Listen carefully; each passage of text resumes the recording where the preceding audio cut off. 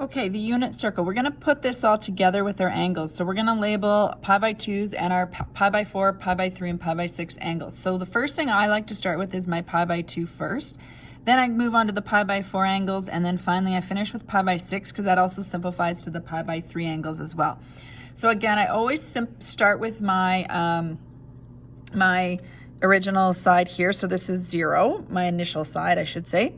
And I'm going to count, I know where the pi by 2, pi, 3 pi by 2, and 2 pi angles are. Okay, from there then, I'm going to do the pi by 4 angles. So every quarter, so I'm going to ignore these lines here. So sometimes I like to kind of put a little dash line here so I kind of know where I'm counting. I guess I should put it here too because you're counting in the quarters there. So when I count, I go 0, 1 pi by 4, 2 pi by 4. Now you might just say that to yourself. You don't necessarily have to write it down. If you write it down, you want to circle that pi by 2 is really the answer you're looking for. 3 pi by 4, 4 pi by 4, and again, you can either just count that. If you choose to write it down, then circle pi. 5 pi by 4, 6 pi by 4 reduces to 3 pi by 2, and same thing, you don't necessarily need to write that. And then 7 pi by 4. So we've already done step 1 and 2. Now we're going to do the pi by 6's. So the pi by 6's is basically each one of these here, 1, 2, 3. So you're not writing where the pi by 4's are, okay? So you're going to count pi by 6, 2 pi by 6, which reduces to pi by 3. So you want your reduced answer.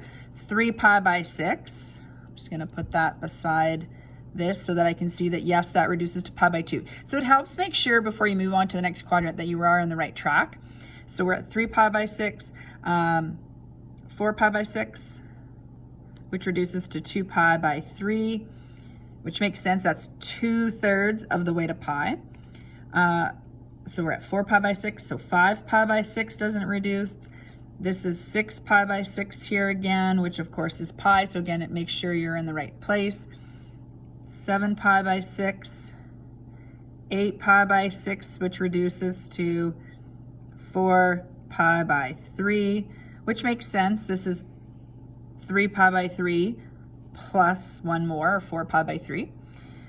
So we're at 8, 9 pi by 6, which reduces to 3 pi by 2. 10 pi by 6, which reduces to 5 pi by 3. 11 pi by 6, and 12 pi by 6, which is 2 pi. And I didn't write this down, but 7 pi by 4, this also could be where 8 pi by 4 is if you do want to kind of just do your counting for that.